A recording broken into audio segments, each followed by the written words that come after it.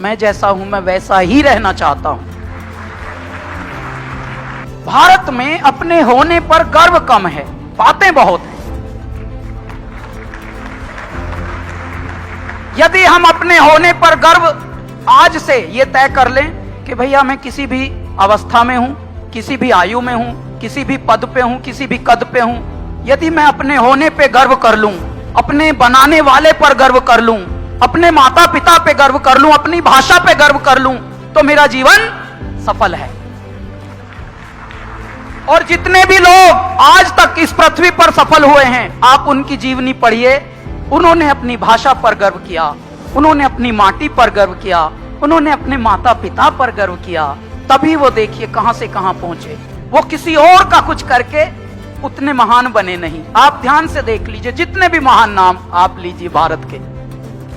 नदी स्वयं बहती है, अपने उत्साही वेग में बहती है, किसी की कुछ सहती नहीं, किसी को कुछ नहीं कहती है। आती है रास्ते में चट्टान, तो नदी जब एक वेग निकलता है, स्ट्रीम जब उसका स्रोत बहता है, तो चट्टान से भिड़ती है, वो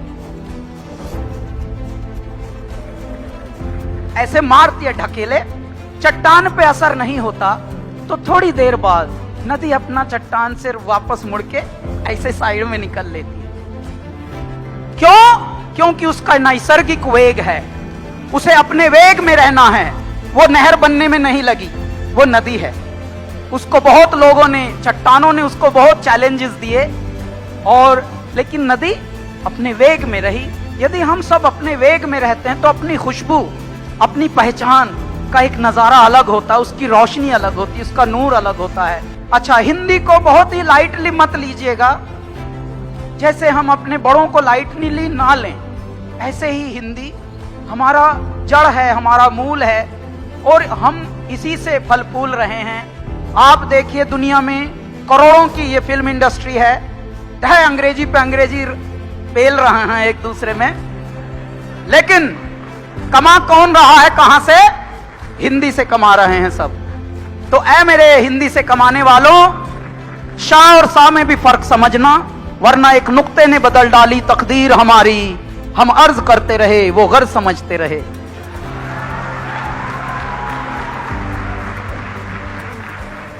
वहां से यात्रा शुरू हुई अल्लाह के बंदे से, और आज एक फिल्म में हमने गाना गाया, बाहुबली। देखिए, अभी 14-15 ही साल हुए हैं जिंदगी को। बाहुबली में संस्कृत के वाच हो रहे हैं, संस्कृत के श्लोक गाए जा रहे हैं, वो भी श्रृंगार रस में, जिसे रोमांटिक कहते हैं अंग्रेजी में, रोमांस, रोमांटिक सॉन्ग्स, उनमें संस्कृत। ये है हिंदी का प्रभाव और हमारी मूल भाषा संस्कृत का प्रभाव। आप सब अपने हृदय में एक विश्वास रखिए, अपनी भारतीयता पर विश्वास रखिए, अपने होने पर विश्वास रखिए, अपने आत्मविश्वास को परमात्मा का एक बहुत बड़ा उपहार मानिए कि हाँ यार, हम यदि पैदा हुए हैं और वो भी भारत में हुए हैं, तो हम किसी को इम्प्रेस करने के लिए बने नहीं हैं। हम जो हैं वह वैया हैं, और जो है यदि वो वैया है तो अपने आप में पूर्ण है। आप समझिए, प्लीज झूठ बोलना बंद कर दीजिए सुबह से शाम तक। How are you? I am fine. बिल्कुल गलत है। Don't be sensor. सेंसर मत बनिए कि गाड़ियों के पास कोई आएगा चूं चूं चूं करेगा। आप आजकल तो ये नई बीमारी लिफ्ट में भी आ गई। होटल में अभी हम 2 बार उतरे चढ़े होटल में, वहां भी बोल रहा है हाय हाय, और फिर मुंह हाउ आर यू कह के मुंह इधर कर दिया। भाई पूछ तो ले, सुनने का मादा तो रख।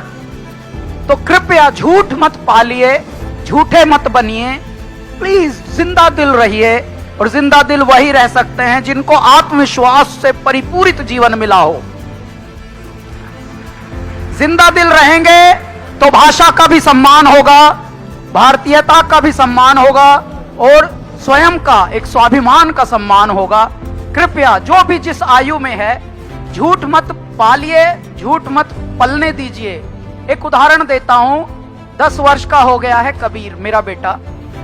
मुझे बहुत सलाहें मिलती हैं, आजकल तो कुछ ज्यादा ही मिलती हैं। हमको बहुत सलाहें मिली कि अंबानी में डाल दीजिए, ओबेरॉय में डाल दीजिए। स्कूल्स की जब बात चल रही थी तो बड़ी बड़ी मुझे ये मशवरा खुशहाल लोग देते हैं, जमीर बेच दे अपना खुदी का सौदा कर।